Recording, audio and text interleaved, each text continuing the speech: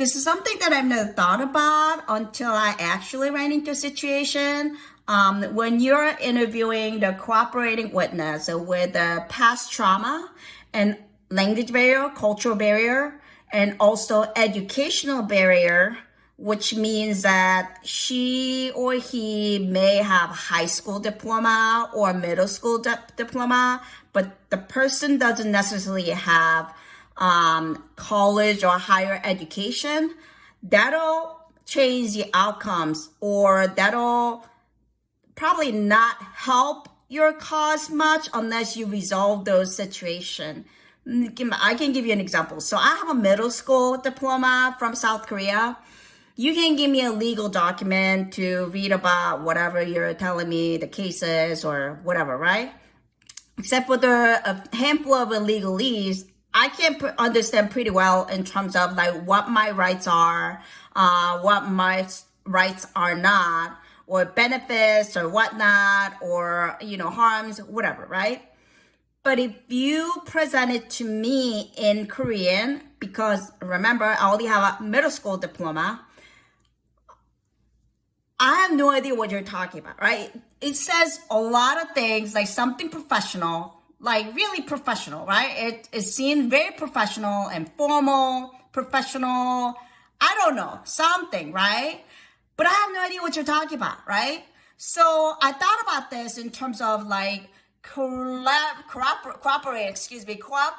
witness who has high school diploma or middle school diploma, and along with the past trauma, right? Because a lot of time, cooperating witnesses, especially female in East Asian illicit market, seems to be carrying past trauma from obviously sex trafficking or commercial sexual exploitation.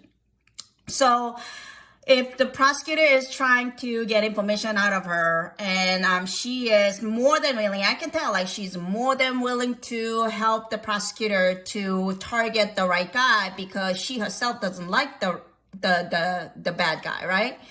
For whatever reason, right?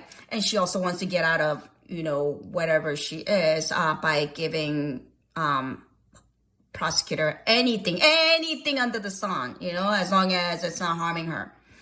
I noticed that when prosecutors are asking certain questions that are unrelated to, on a surface level, to the current situation, right? And it was just about asking her past, whatever, right? She got really defensive and she was really upset. And I'm thinking like, what is going on? Like, obviously the prosecutors, investigators are very well trained when it comes to trauma-informed practice, right? But I noticed she did not understand what was going on in terms of legal rights that she has, or what the intention behind the specific setting by the prosecutors. So I read the document that the defense attorney gave it to me, and he presented to me because he found the translation through AI, and it was very well written. But I wasn't able to understand what it was talking about. I had no idea what it was saying because everything is so written perfectly at a professional level, and I only have a middle school diploma, right? So I kind of wonder, same thing goes on in their mind too. It's just like you can say everything very professionally according to college level or higher educational, I don't know, like Korean language that I have no idea how to say. I kind of thought about like how the witness was gonna take from her with her high school diploma.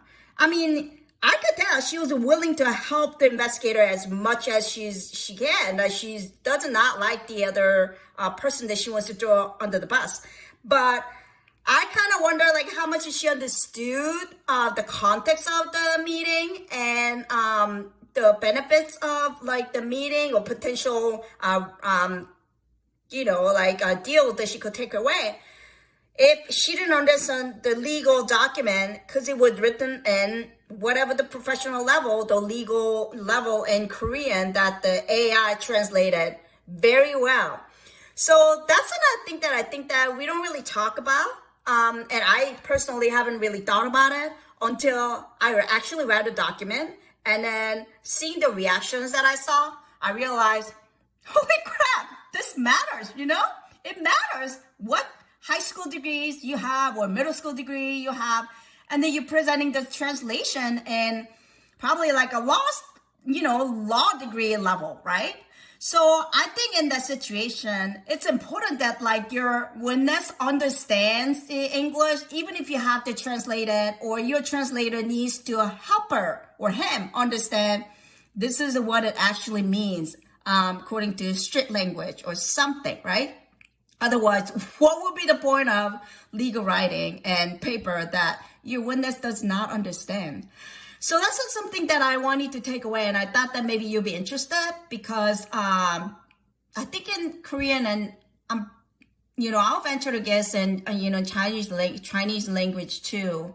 I think like there are many words and verbs or things that I just don't understand. I don't understand because I only have middle school diploma.